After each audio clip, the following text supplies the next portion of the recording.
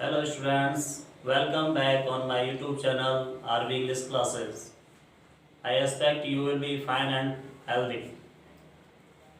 और आपसे कहना चाहूँगा कि आप जो भी मैं पढ़ा रहा हूँ, जो भी टॉपिक मैं पढ़ाने जा रहा हूँ, तो आप पेन और कॉपी अपने पास अवश्य लेके बैठें और जो भी मैं पढ़ाऊँ उसे अपनी नोटबुक पर नोट अवश्य करें।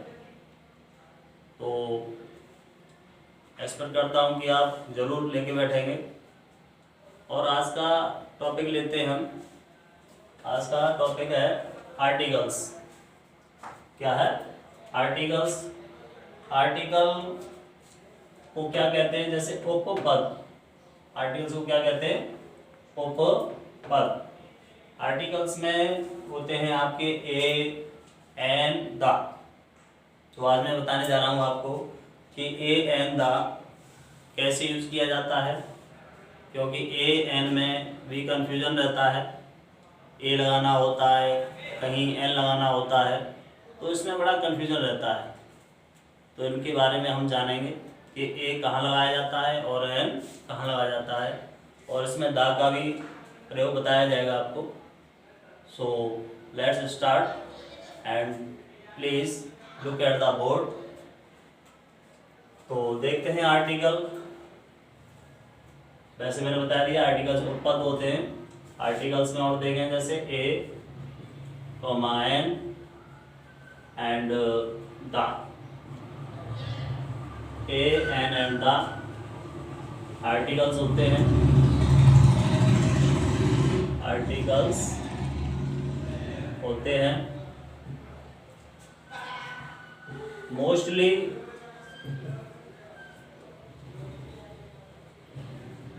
इनका प्रयोग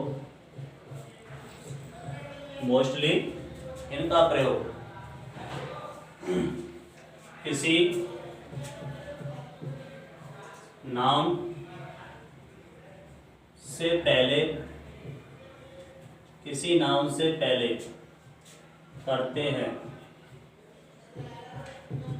किसी नाम से पहले करते हैं। आर्टिकल्स क्या होते हैं? ए, एन एंड द आर्टिकल्स होते हैं और मोस्टली इनका प्रयोग किसी नाउन से पहले करते हैं। तो इसमें आगे देखेंगे नेक्स्ट स्टडी में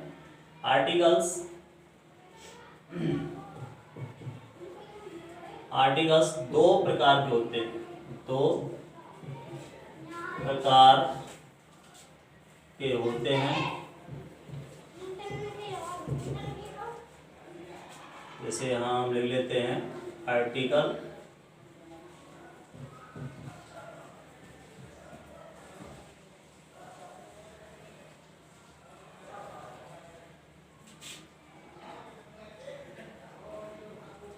यहाँ है आपका इंडेफिनेट।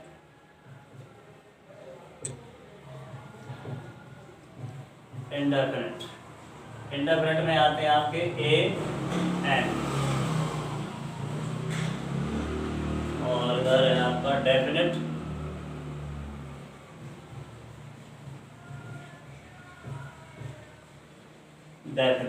और डेफिनेट में आएगा आपका द।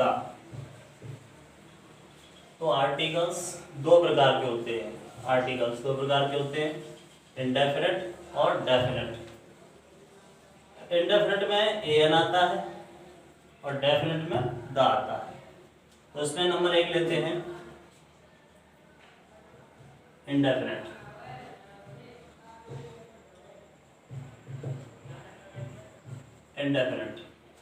आर्टिकल्स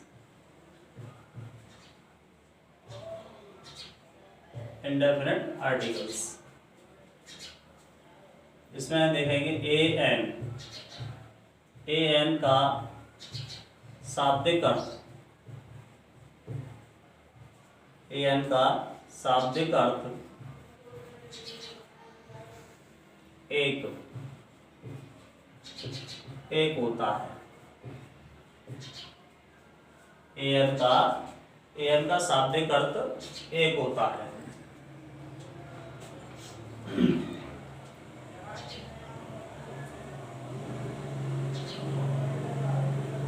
तथा इनके प्रयोग से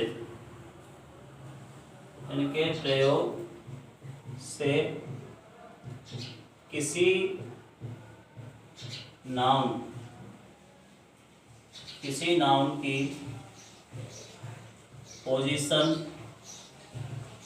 नाउन की पोजीशन की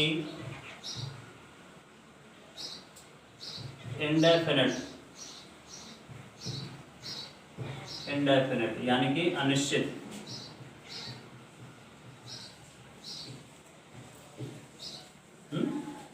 इनके प्रयोग से किसी नाम की पोजीशन की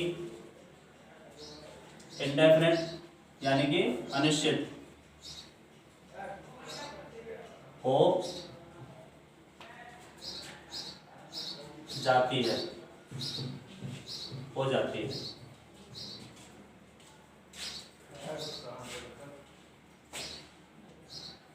for example,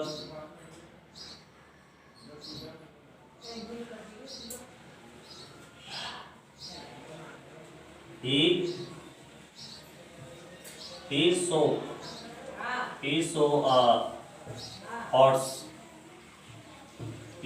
a horse.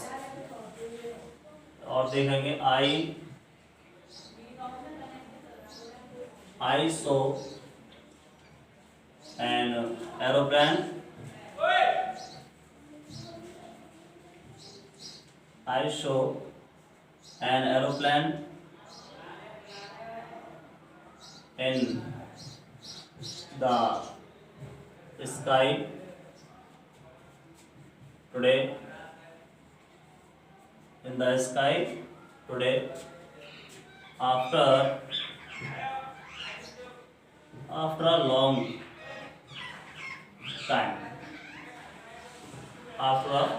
time.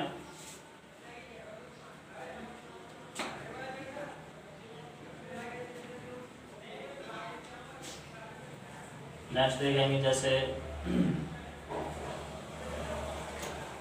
she bought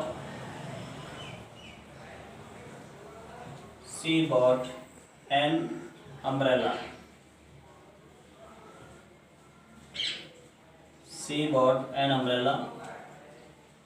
Yesterday.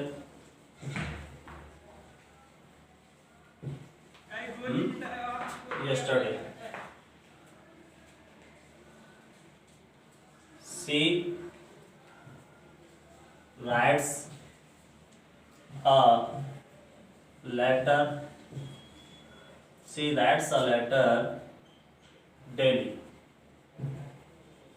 writes a letter daily. तो आपने देखा होगा मैं एन का प्रयोग कर रहे हैं, तो ये एक नाउन है।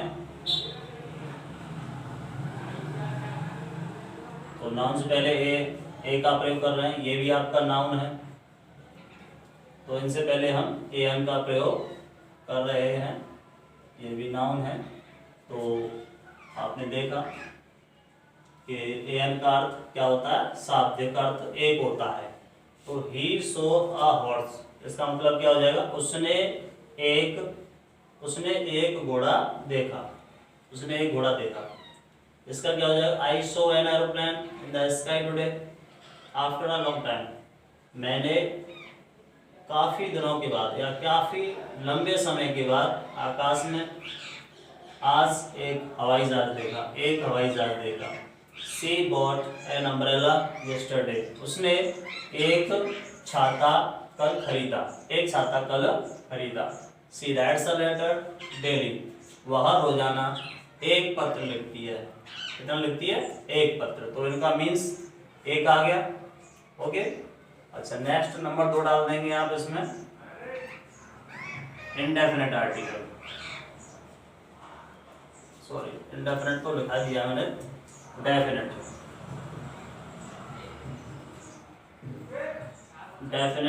आर्टिकल्स।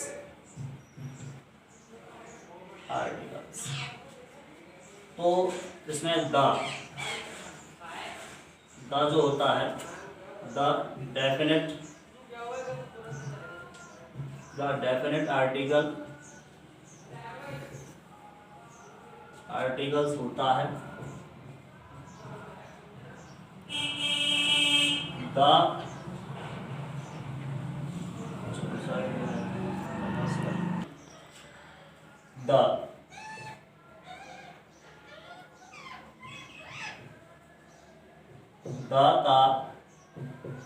द का कोई शाब्दिक अर्थ, द का कोई शाब्दिक अर्थ नहीं होता है, द का कोई शाब्दिक अर्थ नहीं होता है।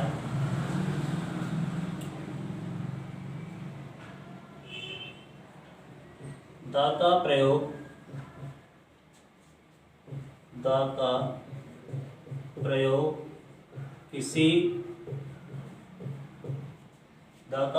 किसी नाम पर जोर या बल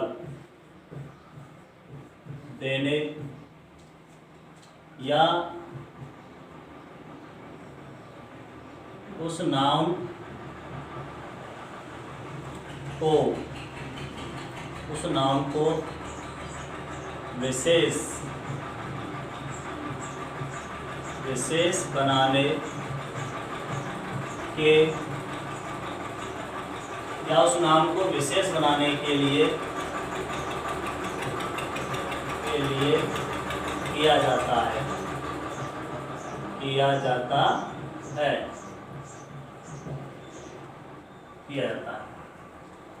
तो देख रहे होंगे आप, द का कोई शाब्दिक अर्थ नहीं होता है। द का कोई, जैसे एन का शाब्दिक अर्थ बताया मैंने, एक होता है, लेकिन द का कोई शाब्दिक अर्थ नहीं होता है। द का प्रयोग किसी नाउन पर जोर या बल देने या उस नाउन को विशेष बनाने के लिए किया जाता है। उस नाउन को विशेष बनाने के लिए किया जाता है। विशेष व्यक्ति, विशेष वस्तु। इसका नोट लिख लो छोटा सा, ऐसे नोट है। जो वर्ड्स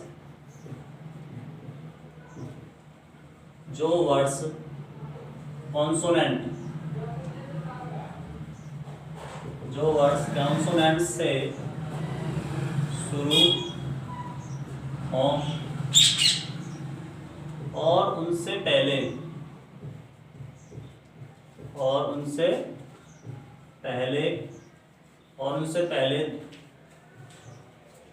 द हो तो उसे द पढ़ा जाता है। द पढ़ा जाता है। क्या पढ़ा जाता है? द पढ़ा जाता है। THE हो तो उसे द पढ़ा जाता है। जो वर्ड्स कॉन्सोनेंट से शुरू हो, कोई वर्ड कॉन्सोनेंट से शुरू हो और उससे पहले द हो तो उसे द पढ़ा जाता है। लेकिन वोवेल से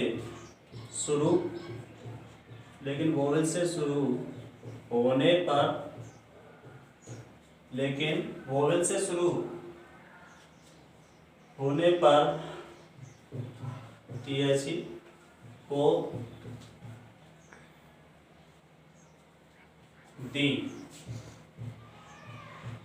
पढ़ा जाता है। दी पढ़ा जाता है। क्या पढ़ा जाता है? दी। लेकिन कोई वर्ड है जो वोवेल से शुरू हो रहा है, और उससे पहले द है यानी THE है, तो उसे दी पढ़ा जाता है। क्या पढ़ा जाता है? दी। इस पॉइंट पर भी स्टूडेंट बहुत कंफ्यूज रहते हैं, तो ये आपका कंफ्यूजन भी दूर हो जाएगा।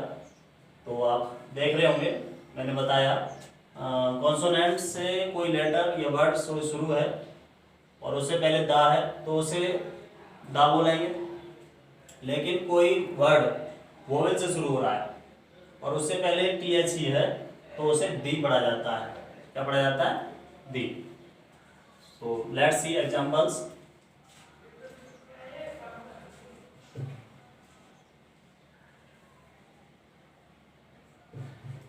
The house in which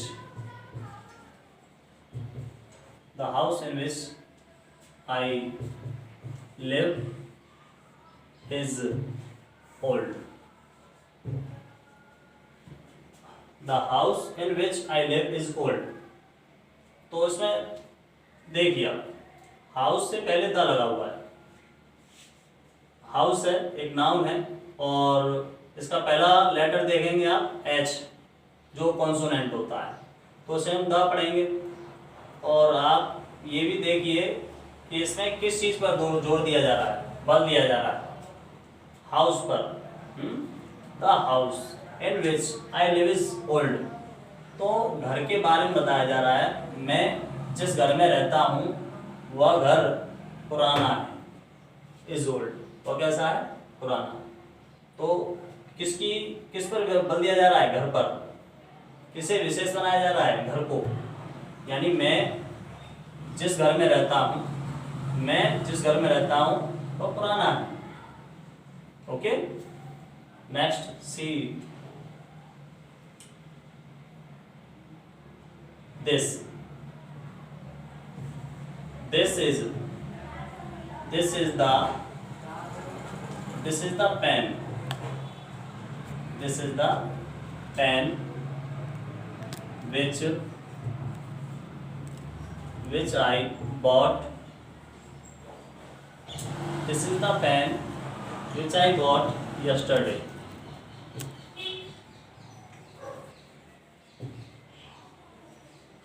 This is the pen which I bought yesterday. तो इसमें आपने देखा, इसमें भी किस पर जोर दिया जा रहा है? पेन पर। पेन पर जोर दिया जा रहा है कि पेन से पहले द आ रहा है। तो दिस इज द पेन, यह वही पेन है जिसे मैंने कल खरीदा। तो इस वाक्य में भी हम पेन पर जोर दे रहे हैं। किस पर जोर दे रहे हैं? पेन पर। कि यह जो पेन है ना, ये वही पेन है जो या जिसे मैंने कल खरीदा। Okay, next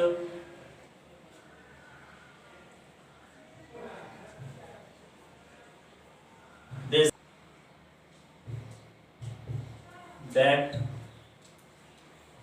was lost. This is the umbrella that was lost. इसमें भी देखो, यहाँ पर इन दोनों में, पेन में ये तो कॉन्सोनेंट था, इससे पहले द आ रहा था। यहाँ पे अम्ब्रेला है, अम्ब्रेला से पहले क्या आ रहा है? एक वोवेल आ रहा है। अम्ब्रेला यानी कि अम्ब्रेला का पहला वर्ड जो लेटर है, अम्ब्रेला का पहला लेटर है वो वोवेल है, और उससे पहले द आ रहा है। तो इसे हम क्या बोलेंगे? The. This is the. Speak with me. This is the umbrella that was lost.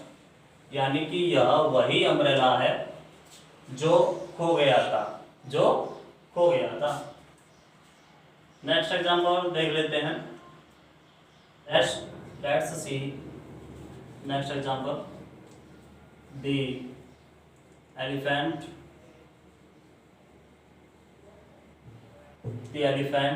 Is a big animal.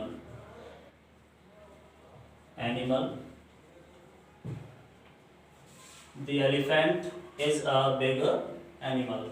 तो आप देख रहे होंगे यहाँ पर वोवेल आ रहा है, पहला लेटर वोवेल है और इससे पहले द आ रहा है, तो उसे हम क्या बोलेंगे? दी। The elephant is a big animal. इस तरह के और भी वर्ड हैं। यहाँ पर मैंने बताया, अम्ब्रेला बताया, अम्ब्रेला से पहले द आ रहा है, तो इसे क्या बोलेंगे? दी अम्ब्रेला। ओके, और ये तो द बोलेंगे, इससे पहले कॉन्सोनेंट आ रहा है, कॉन्सोनेंट से पहले द आ रहा है तो द। पी एक कॉन्सोनेंट है, इससे पहले द आ रहा है तो इसे द बोलेंगे हम, लेकिन वोवेल पर ध्यान देंगे, वोवेल पर। तो इस तरह से आपका ये मैंने थोड़ा सा कन्फ्यूजन दूर की है। और नेक्स्ट वीडियो में और भी कराएंगे, जैसे use of article. Next video में आपको कराएंगे use of article. Next video में कराएंगे यूज ऑफ आर्टिकल। तो एक्सपेक्ट करता हूँ कि आपको पढ़ाई समझ में आ रही होगी। और आई वांट टू से कि आप अपनी नोटबुक मैंने नोट करते चलें और घर पर स्टडी करें, इनका रिवीजन करें, जिससे और अच्छे से समझ में आ जाए। सो होप करता हूँ कि आपकी पढ़ाई समझ में आ रही होगी। और हमारे वीडियो को, हमारे चैनल को लाइक करें, ज़्यादा से ज़्यादा शेयर करें, सब्सक्राइब करें और सब्सक्राइब के साथ बेल आइकन को दबाएं। बेल आइकन पर के बाद एक ऑप्शन आता है, ऑप्शन में जैसे एक पेज खुलता है, उसमें 3 ऑप्शन होते हैं, जैसे ऑल, ओकेजनल, नन।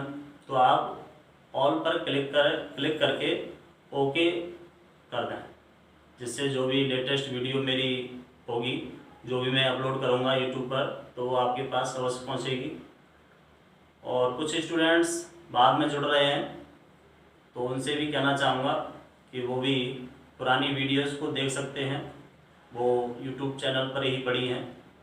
तो अगर आप उनको देखना चाहें तो उनको भी देख सकते हैं। Thanks for watching video.